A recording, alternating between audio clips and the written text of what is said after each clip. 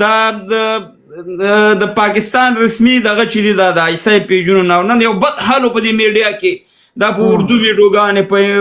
په پښتو او په پنجابي چې وایي بس بیرغ هم لګولی دغه د پاکستان په دغه وانې په هغه نقشه کې او ویل چې لاړو واخان مونې او تاجکستان ازبکستان ترکمنستان ته هم لاره پیدا کړه. تاسې معلومات لرئ چې څنګه دغه چې د خلکو په دغه وانې داسې دا ښه مونږ سړي باندې مخامخ ورځو مخامخ پې ورځو د شا له خوا یې وهو پوه شوې ځکه چې دوی شاړئ واخان هغه وخت د دوی د واخان خوبونه وویني چې کله 95 زره پتلونونه خپل بیرته راواخلي هغه وخت د واخان خوبونه وویني چې د کشمیر جګړه وګټي هغه وخت د واخان خوبونه وویني چې دوی پښتونخوا کې امن راولي هغه وخت د واخان خوبونه ویني چې دوی بلوچستان بلوچانو حقوق ورکړي هغه وخت د واخان خوبونه ویني چې دوی 3.5 میلیارد ډالر قرضه او د کال 9 میلیارد سود برابر کړي دا قرضه خو به ورکوي د کال 9 میلیارد سود ده او د موږ د کال ټول مصرف د ټول حکومت او د ټول نظام 3 ارب ډالر ده نو وروره د موږ ټول مصرف دومره دوی یوازې سود 9 میلیارد ډالر ورکوي بل داسې ده چې باچا صاحب په خدای هوایي ډازو ته هم نه پرېږدي چې ډازو کې بیا یو ځای ته بولی چې ډازو کې بیا بندي چې ډازو کې ګوتې مخارخ کوي پرېږده چې سره واوړو وروره سره واوړو پوه سولې په خدای توپک را سره باد ښکاري 3 کال 3.5 کال اوس په دې هم ډاز نه ده کړی خپل افغان مو وژلی ده پوه سولې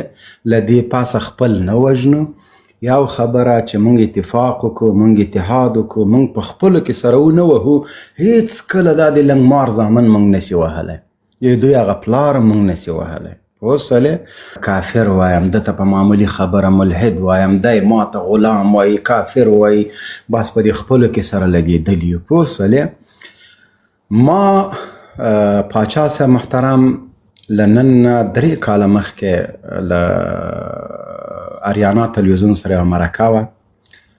نو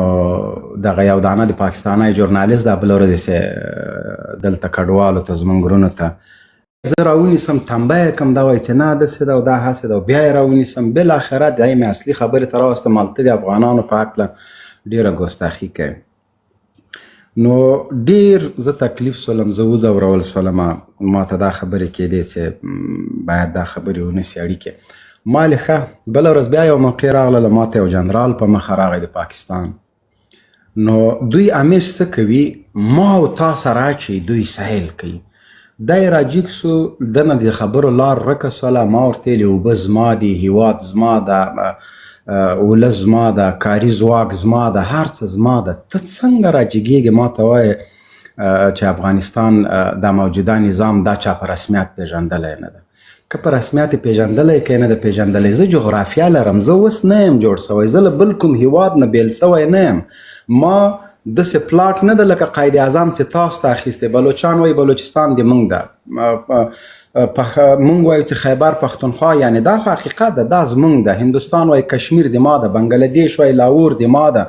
نو په تا ټوله دنیا دعوه لري په افغانستان څوک دعوه نه لري دا یو مستحکمه جغرافیه ده دا نه له چا بیله شوې نه چا په خیرات کې ورکړې البته زمونږ ځینې حصې لاس پښه یو بل کش کړي دي بس خلاص خو سر په مونږ پورې روغ ده که مې لاس نسته که مې پښه نسته که مې هغه نسته خو سر مې روغ ده د ما سر واخان ده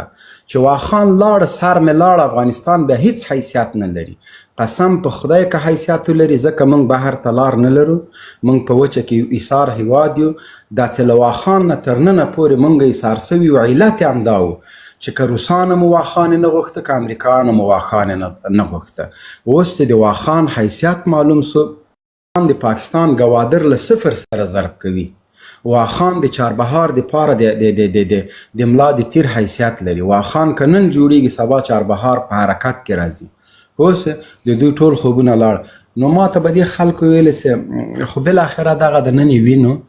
چې نه اړیکې ما خرابې کړې وې نه زه ملامت وم داس خلک چې په سر کښېنوي قسم په خدای غول در باندې کوي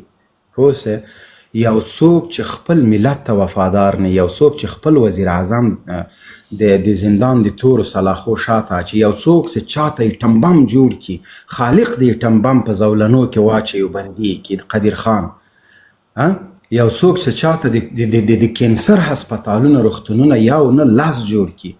یو څوک چې خپل هستی او نیستی په تا مصرف کړي او تی بیا په بندیخانه کې اچوي. دا خلک چې دي دوی په خپل د دوی بزنس همدا ده په افغانستان کې، که جګړه وي دوی ډوډۍ خوري، که جګړه نه. واخان څه کوي؟ واخان څه کوي؟ هغه خو دا زمونږ نور د خیر غواړه او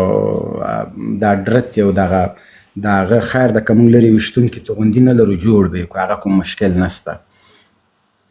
مونږ د سر سړي لرو، مونږ د قربانۍ سړي لرو. مونږ په اردو کې د اردو خبره هم گرم گس کر مارنګه، گرم گس کر مارنګه. دا واوري قسم مې دې په خدای وي چې افغانان څومره د دې خبیثانو جګړې او جهاد ته لیواله دي، والله که د روسانو په خلاف دومره لیواله او د دوی په خلاف باندې زمونږ د خاورې د ازادۍ به په مونږ کې یووالی راولي، په مونږ کې به اتحاد راولي، په مونږ کې به نفرتونه ورکوي، په مونږ کې به قوم پرستي ورکوي او دا ورځې را روان دي. خو که په افغانستان کې جګړه راغله بس د دوی تجارت بیا شروع سو. دا اوس هم داعش سپورټ کوي، د داعش پروژې په مخ وړي، خو الحمدلله دلته افغانان نه په کور کې ځای ورکوي نه په منطقه کې ځای ورکوي، په وخت سره امنیتي ځواکونو ته احوال ورکوي. اوس خبره دا ده چې کله افغانانو برید کړی ده پاچا صاحب محترم دا هوایي برید مقصد مونږ داسې کولی سو چې دا برکت مشکل نسته. یعنی اوس دومره ترقي راغله چې بوشکه له ځمکې نه هوا ته جګ شوه. مومن صاحب یو دغه کومه د کلم دا سوال هم نه دی کړی، دا بعد خلک دلته د افغانستان ته تلم وایي ته افغانستان ته چې تلې او دلته بل رقم خبرې کې ما تا خو هلته ولید وزیران صاحبان سره، ما څنګه هلته د تعلیم په باره کې ما خبر نه ده کړې یا بله خبره یا داسې کوم خبره ما کړې ده چې او د دې ټولې د ما د مبارزې ته شی دی. زما په مخ کې پاچا صاحب چې چا سره لیدلی دي د هغه زه شاید یم، الله به شاهد وي چې د تعلیم په رابطه او د ځینو هغه شیونو په رابطه چې د طالبانو د نظام او د افغانانو په زیان باندې دي هغه خبرې په میز باندې ورته ایښي دي چې دغه ستاسو په زیان ده. که تاسو غواړئ چې خپل افغانان یو موټی کوي نو دغه ځینې شیونه دي چې دغه ته افغانان حاضر نه دي. پاچا صاحب ورته ویلې په زرګونو افغانان حاضر دي چې افغانستان ته لاړ شي، زما په شمول د ځان ورته یاد کړه. عین خبره شیرزاده مې کړه، خپلې سرمایې راوړي په افغانستان کې انویسمنټ د که چی شی ده، چی شی ورته وایي اندازې دا ده انویسمنټ وکړي او دلته خپله سرمایه راوړي. خو د دوی په لاره کې خنډ چې د هغه د بچیو د نجونو تعلیم ده. زه نه غواړم چې د ما لور بې تعلیمه سي، همداسې په زرګونو افغانان هغه نه غواړي. نو دغه زمونږ د راتلو په لار کې خنډ ده. د دغه غم وخورئ او د دغه موضوع حل کوي. او که ناروا وي مونږ ته ووایي چې نه ده روا چې مونږ په اروپا کې خپل بچي له مکتبه وباسو. پوه شوې؟ نو دا هغه خبرې دي چې دا مخامخ په میز هم ورته شوي او دا د هر افغان غوښتنه ده، دا یوه روا غوښتنه ده. وامرې د افغانانو ورونو دا او ما تا چې په سفر کې مو ګوره ټوله موضوع تر هغه چې دا یو نیم ساعت سفر او ټول دا خبرې کړي، ټول دغه خبرې شوي دي او غوښتنه مو کړې ده، را سره منلې ده. شخصا زه په خپلم پاچا صاحب په رسنیو کې که څه وایم که نه وایم، خو چې چیرته موقع راسي ما دا درد د افغانانو شریک کړی ده. نو داسې ده چې دا زمونږ او ستاسو حق ده، مشروع غوښتنه. دا مشروع غوښتنې چې وایي مشروع دې ته وایي. نامشروع غوښتنه چې شی ده هغه دا ده چې زه وایم د ما لور ته، د ما بچي ته، د ما خور ته نایټ کلب خلاص که. دا مونږ نه غواړو. که مونږ غوښته خولې مو راماتې کوي. که مونږ وویل چې مونږ بچي پارکو کې پرېږدئ چې نر او ښځه سره سړي ګاډي مونږ خولې راماتې کوي، اعدام مو کوي. او هغه کومه چې الله پاک په دې سر مو ولې چې دا تامرداري کوپړې هم ختمې شي. نو سر مو ولې پاچا صاحب محترم چې شیرزاد صاحب هر سړی چې دا بعضې غوښتنې لري، یو سړی د پښو لاندې ګوري، یو سړی 10 متره مخکې ګوري، بل سړی 100 کیلومتره مخکې ګوري. دا څوک چې 100 کیلومتره لرې ګوري دا تر ټولو بهتره ده. ځکه زه د پښو لاندې ګورم خپل د پښو چې پښه مې په تیږه ونه لګي. یو سړی 10 متره ګوري چې بل سړی پښه په کانده کې، یو سړی 100 کیلومتره لرې ګوري چې هیڅ انسان په کانده کې ونه لویږي. نو پاچا صاحب ستونزې او مشکلات دا ستا، دا به منو. دلته حکومت نه د صحابهو ده نه د انبیاو ده، دلته انسانان حاکمان. موبین صاحب یو په جمهوریت کې ما ته اخرنی لایو کړو چې کله تاسې کابل ته تللی، ما ویل چې خدای داسې وخت راولي چې زه په کابل کې کوږ شم او یو طرف ته مې ملي اردو والی، بل طرف ته مې طالبي، هغه لایب هم تا سره پروت وي. اوس وایم چې خدای دا وخت راولي چې زه د خیره د پېښور یا د مقبوضه افغانستان په هوایي میدان کوږ شم او پاټک په پل باندې یو طرف ته موبیل صاحب او بل طرف ته زیم او د افغانانو خوشحالي نه وي. لاند وخت کې دغه چې دغه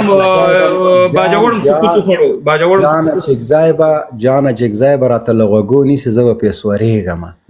او د پل نه به پې اوړم لکه خر.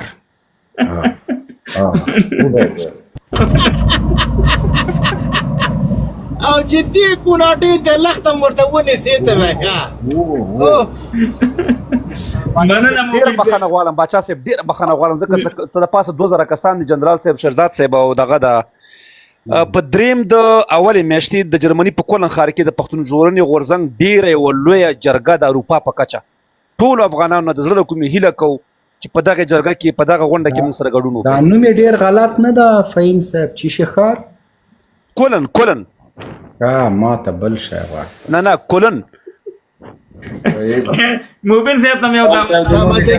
جنرال صاحب د اجازه نه ورکوم چې موږ جرمني توهین وکړو. ما باچا صاحب په درس آمدګي وکړه نو ته له خیره سره نو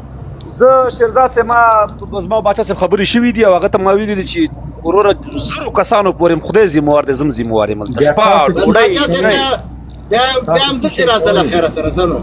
دا تقریبا ټیکټ به وګورم که ټیکټ مې پیدا کو بلجیم به در کوشم بیا به در شو دغه ته پروګرام. البته ټیکټ هم خپل کار دی، ټیکټ هم خپل کار. سوالونه جنرال صاحب نه لره، سوالونه نه یو هیله لرم که اجازه راکړي. مهرباني. څه کوئ؟